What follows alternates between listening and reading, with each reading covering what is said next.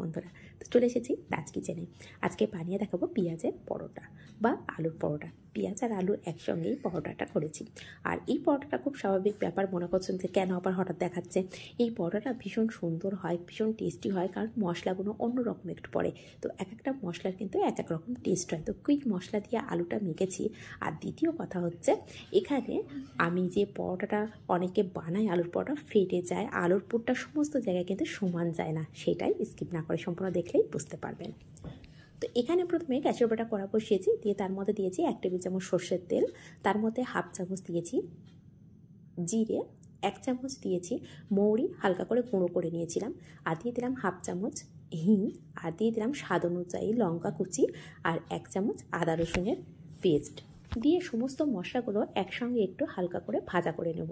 আর এই পর্যায়ে না ফ্লেমটাকে একদম লো করে রাখতে হবে, যেহেতু শুকনো মশলা দিয়েছি বা গুঁড়ো মশলা দিয়েছি, সেগুলো কিন্তু পুড়ে যেতে পারে। আর এখন দিলাম 1/2 চামচ ধনে গুঁড়ো। এই ধনেটা হালকা একটু গুঁড়ো করে নিতে পারেন, দানা দানা ভাব থাকে, সেটা কিন্তু খেতে ভীষণ ভালো লাগবে। তো আমার কাছে একদম মিহি গুঁড়ো করা ছিল, সেটাই দিয়ে দিয়েছি। আর এখন দিয়ে দিলাম 2টো মিডিয়াম সাইজের পেঁয়াজ কুচি। পেঁয়াজটাকে একটু মিহি করে কুচিয়ে নিতে হবে, তাহলে কি হবে, পরোটাগুলো ফেটে যাবে না, খুব বড় করে কোচাবেন না। তো এইভাবে ভালো করে পেঁয়াজটাকে একদম নরম করে হালকা ব্রাউন করে ভাজা ভাজা করে নেব। একটু কালারটা ভালো আসার জন্য আমি এখানে সামান্য একটু হলুদ মিশিয়েছি, আর দিয়ে দেবো খুব সামান্য লবণ। এই লবণটা দিলে না পেঁয়াজটা খুব সহজেই নরম হয়ে যায়, আর ভাজাটাও খুব তাড়াতাড়ি হয়ে যায়। তো এই জন্য আমি অল্প পরিমাণে লবণ দিয়েছি। দিয়ে দেখুন হালকা করে এইভাবে ভাজা করতে করতে একটু কালারটাও কিন্তু চেঞ্জ হয়ে যাবে।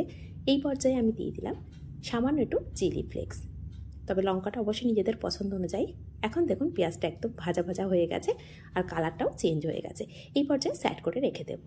এখন এদিকে নিয়েছি একটা বড় বোল, তার মধ্যে একটা বাটি মেজার করে নিয়েছি। সেই মেজারিং কাপে বাটির এখানে 1 বাটি আমি ময়দা আর 1 বাটি আটা ব্যবহার করেছি।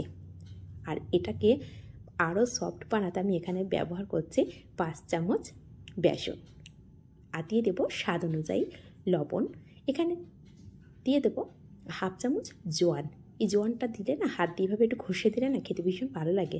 দেখবেন একটা ময়দার যে ডোটা রেডি করবো না, তার মধ্যে একটা টেস্ট আলাদা চলে আসবে। এখন অল্প অল্প করে জল দেব, দিয়ে একটা সফট ডো রেডি করে নেব। আর একবারে বেশি জল দেবো না, কারণ অনেকটা নরম হয়ে গেলে সেক্ষেত্রেও পরোটাটা ভালো হবে না। তো এখানে আমি অল্প অল্প জল দিয়ে ডো রেডি করে নেব। আর এই ডোটা না একটু রেস্টে রাখতে হবে, 10 থেকে 15 মিনিট যদি রেস্টে রাখা যায় না, একটা স্টিকি ভাব চলে আসবে, সেক্ষেত্রে না খুব ভালো হয় পরোটাটা, একদম পরোটাটা ফিরে যাবে না। আর এখানে আমি 1 চামচ তেল ব্যবহার করলাম সব শেষে, দিয়ে আবারও খুব ভালো করে মেখে এটাকে ওপর থেকে সামান্য 2-4 ফোঁটা তেল দিয়ে এইভাবে সমস্ত জায়গায় মেখে এখন এটা কিচেন টাওয়াল দিয়ে ঢাকা দিয়ে রাখবো 15 থেকে 20 মিনিট বা 10 থেকে 15 মিনিট। যত সময় ধরে রেখে দেওয়া যায় না, ততটাই আটাটা সেট হয়ে যায়। এখন আমি 2টো বড় সাইজের আলুকে আগে থেকে বয়েল করে রেখেছিলাম, সেটাকে এইভাবে একটা গ্রেটার নিয়ে গ্রেট করে নিচ্ছি। এখানে চাইলে একটা ম্যাশার দিয়েও ম্যাশ করে নিতে পারেন আলুটা। তো সমস্ত আলুটাকেই এইভাবে গ্রেট করে নেওয়া হয়ে গেছে। এখন আমি গ্রেটার থেকে সমস্তটাই বোলের মধ্যে নিয়ে নিলাম, নিয়ে এর মধ্যে এখন কিছু মশলা মেশাবো। এই মশলাটা যত রকমের মেশানো হচ্ছে না, এর জন্য এই ফ্লেভারটা কিন্তু একদম সম্পূর্ণ আলাদা হবে। একবার হলো বাড়িতে কিন্তু এভাবে বানিয়ে দেখতে পারেন। তো দেখুন, প্রথমে যে পেঁয়াজটা আমি রেডি করে রেখেছিলাম, সেটাকে একদম ঠান্ডা করে নিয়েছি, ঠান্ডা করে নিয়ে তবে দিয়েছি। আর আলুটা তো আগে থেকেই ঠান্ডা করা ছিল। তো আমি দিয়ে দিলাম 1/2 চামচ গরম মশলা গুঁড়ো, 1/2 চামচ চাট মশলা, আর এখানে 1/2 চামচ নিয়েছি কাসুরি মেথি, আর এখানে 3 থেকে 4 চামচ নিয়েছি ধনেপাতা কুচি। এখানে ধনেপাতা কুচিটা দিলে না ভীষণ টেস্ট হয়, সেজন্য পরিমাণটা একটু বেশি দিয়েছি। এখন সমস্ত উপকরণ দিয়ে ভালো করে মিশিয়ে নেব। আর আমি যেহেতু আগে একটু লবণ ব্যবহার করেছিলাম, সেজন্য প্রয়োজন বুঝে এখানে আবারও লবণ ব্যবহার করলাম, কারণ আলুর মধ্যে লবণ দেওয়া ছিল না, সেই জন্য সেই পরিমাণ বুঝে লবণটা দিয়ে ভালো করে এটাকে রেডি করে নিয়ে সাইড করে রেখে দেব। এদিকে ডোটা দেখে নেব। আর ডোটা দেখুন আগের থেকে কতটা সফট হয়ে গেছে, অনেক সুন্দর আটা মাখাটা হয়েছে। এই মাখাটা যত ভালো হবে, যত টাইম ধরে রাখা যাবে না, ততই ভালো কিন্তু পরোটাটা হবে, আর পরোটাটা একদম ফেটে যাবে না। তো এখান থেকে একটা লেচি আমি নিয়ে নিলাম, আর যেহেতু পরোটা বানাবো সেজন্য একটু বড় সাইজের লেচি নিয়েছি। নিয়ে এখন পাতলা রুটি বেলে নেব। তো প্রথমে পাতলা করে একটা বড় করে রুটি বেলে নিয়েছি, আর রুটিটা কতটা পাতলা হাত দিয়ে তুলেও দেখিয়ে দিচ্ছি। এখন এর মধ্যে সামান্য একটু তেল দিয়ে ব্রাশ করে নিচ্ছি। আমি কিন্তু 2 রকমভাবে পরোটা তৈরিটা দেখিয়ে দেব। যেটা আপনাদের সুবিধা মনে হবে সেটাই করে নেবেন। তো আমার কাছে প্রথম যেটা বানিয়েছি তার থেকে দ্বিতীয় যেটা বানাবো সেটা আশা করি আপনাদের সবার খুব ভালো লাগবে আর খুব সহজভাবেই বানিয়ে দেখাবো। তো তেলটা ভালো করে ব্রাশ করে নেওয়ার পরে সামান্য আটা ছড়িয়ে দিলাম, দিয়ে এখন পরিমাণ মতো আলুর পুরটাকে দিয়ে দেবো। যে আলুটা রেডি করে রেখেছিলাম না সেটা দিয়ে দেবো। খুব কম দেবেন না, আবার খুব বেশিও দেবেন না। তো দিয়ে এইভাবে দেখুন পার্ট বাই পার্ট আমি একটা করে এইভাবে বন্ধ করে দিলাম। দিয়ে এখন হাত দিয়ে না এইভাবে সেট করে নিতে হবে। প্রথমে আর খুব জোরে প্রেস করা যাবে না, হালকা হাতে এইভাবে সেট করে নিতে হবে, যাতে করে ভিতরের পুরটা সমস্ত জায়গায় সমানভাবে ছড়িয়ে যায়। এখন আমি হালকা হাতে কিন্তু এটা বেলে নিচ্ছি, খুব বেশি চাপ দিয়ে বেলে নিচ্ছি না, তাহলে কিন্তু ফেটে যাবে। আর এটা দেখুন কম ময়দা দিয়ে বা আটা দিয়ে বেলা বলে না সম্পূর্ণটা খুব সুন্দরভাবে বোঝা যাচ্ছে, কিন্তু কোনো জায়গায় ফেটে যায়নি। আর এটা যখন সেঁকে নেব তখনও সেটা দেখতে পাবেন যে কত সুন্দরভাবে এই জিনিসটা ভাজা হয়ে যাচ্ছে আর কতটা ভালো ফুলছে। আর প্রত্যেকটা পরোটাই কিন্তু একই রকমভাবে ফুলে যাবে। তো এখানে একটা তাওয়া বসিয়ে দিয়েছিলাম, তাওয়াটা গরম হয়ে গেছে, তার মধ্যে দিয়েছিলাম একটা পরোটা। আর পরোটা না 30 সেকেন্ড মতো একটা পার্ট প্রথমে হয়ে গেছে, তারপরে কিন্তু সাইড চেঞ্জ করে তারপরে আবারও সাইড চেঞ্জ করার পরে আমি এখানে দিয়ে দিলাম 1 চামচ তেল। আর এইভাবে পরোটা করলে তেলের পরিমাণটাও খুব বেশি লাগে না, কিন্তু পরোটা খেতে ভীষণ টেস্টি হয়। দেখেই বুঝতে পারছেন পরোটা কত সুন্দরভাবে ফুলে যাচ্ছে। তো প্রত্যেক পরোটা কিন্তু এইভাবে ফুলে যাবে। আর এখানে দেখুন যে তেল আর ময়দা হালকা করে দিয়েছিলাম না, তার জন্য কিন্তু পরোটার সাইড দিয়ে খুলে যাচ্ছে। সেই জন্য বললাম প্রথম এটা কিন্তু অনেকটা সময় সাপেক্ষ ব্যাপার, কিন্তু আমি সহজভাবেও আপনাদের দেখিয়ে দেবো। সেটা এরকমভাবে বন্ধ থাকবে, একদম খুলে যাওয়ার সম্ভাবনা থাকবে না, উপরন্তু সুন্দরভাবে ফুলেও যাবে। এটা তো প্রথম পরোটা করলাম দেখিয়ে দিলাম, বা দ্বিতীয়টা কীভাবে বানাবো সেটা অবশ্যই দেখিয়ে দেবো। এখন কালারটা সুন্দর করে দেখুন ভাজা করে নিয়েছি।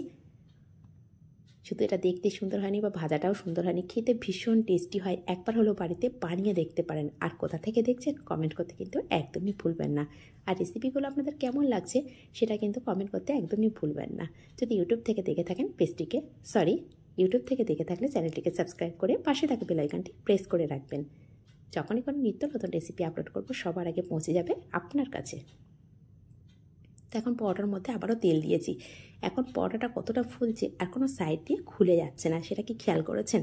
আর এটা কেন খুলছে না সেটা অবশ্যই দেখিয়ে দেবো কীভাবে এটা বানিয়েছি। এটা খুব সহজভাবে বানিয়েছি। অনেকে বলে এইভাবে বানাতে হবে এইভাবে বানাতে হবে, যেটা প্রথমটাই আমি বানিয়েছিলাম সেটা একটু তেল দিলাম, ভালো করে প্রথমে তেল ব্রাশ করলাম, তারপরে আবারও পাট করে নিয়ে আরেকটা ভাজে আমি তেল ব্রাশ করে আবার তার উপরে ময়দা ছিটিয়ে দিয়েছি। কিন্তু এটার বেলা একদমই কিছু করিনি, কিন্তু দেখুন কত সুন্দরভাবে ফুলে যাচ্ছে। আর খুব কাছে থেকে নিয়ে দেখানোর চেষ্টা করছি যাতে আপনারা একবারেই বুঝে যান যে কত সহজভাবে বানানো যায়।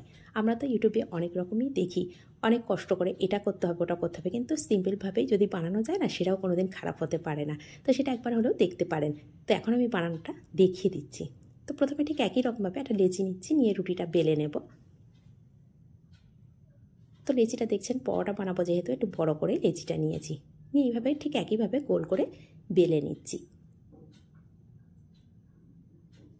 বেলে নিয়ে সামান্য অল্প পরিমাণে তেল দিয়ে দেবো, খুব বেশিও তেল দিচ্ছি না। দেখুন 2-4 ফোঁটা তেল নিয়ে সমস্ত জায়গায় ভালো করে একটু তেলটাকে দিয়ে দিলাম। দিয়ে এর মধ্যে কোনো ময়দা ছিটাবো না, সামান্য আলুর পুরটাকেই দিয়ে দেবো। তবে পুরের পরিমাণটা একটু খেয়াল রাখবেন, একেবারে কম দেবেন না আবার খুব বেশি দেবেন না। খুব বেশি দিলে কিন্তু ফেটে বার হয়ে যাবে, আর কম দিলে খেতে ভালো লাগবে না। তো এইভাবে দেখুন পরপর একটা করে ভাজ নিয়ে আমি পাট করে দিচ্ছি। এইভাবে ভাজ দিয়ে নিয়ে আবারও সামান্য ময়দার মধ্যে দিয়ে এখন হাত দিয়ে চেপে চেপে আলুটাকে সমস্ত জায়গায় সেট করে নিচ্ছি। এখন হালকা হাতে বেলে নেব।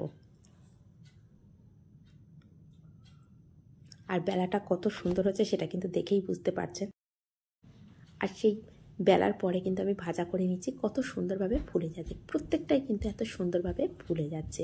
সেটা একবার হলেও আপনারা বানিয়ে দেখতে পারেন যে কত সুন্দরভাবে ফুলছে। দেখুন একটা সাইজে ফেটে গেছে, কিন্তু তারপরেও পরোটাটা কতটা ফুলে যাচ্ছে। সরি, এটা ফাটেনি, এটা সামান্য খুন্তি লেগে একটু কানাটা ফুটো মতন হয়ে গেছে।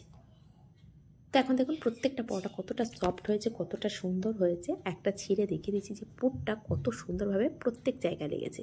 আসলে পরোটা ছিঁড়তে গিয়ে না একটু অন্যরকমভাবে ছিঁড়ে গেছে। দেখুন এখন এর মধ্যে অনেক কটা লেয়ার এসে গেছে, সেই লেয়ারের মধ্যেই একটা লেয়ার ছিঁড়ে গেছে বলে পরোটাটা বোঝা যাচ্ছে না। প্রচুর গরম, আমি ধরতে পারছি না, তারপরেও আপনাদের দেখিয়ে দিচ্ছি। দেখুন প্রত্যেক জায়গায় পুরটা, আলুর যে পুরটা দিয়েছি সুন্দরভাবে লেগে গেছে। আর এখানে দেখতেই পাচ্ছেন ছেঁড়ার সময় পরোটাটা যখন ছিঁড়ে দিচ্ছিলাম তখনই কিন্তু একটু আলাদাভাবে ছিঁড়েছে বলেই সামান্য জায়গাটা মনে হচ্ছে খালি, কিন্তু পরোটাটা প্রত্যেক জায়গায় সমানভাবে পুরটা গিয়েছে।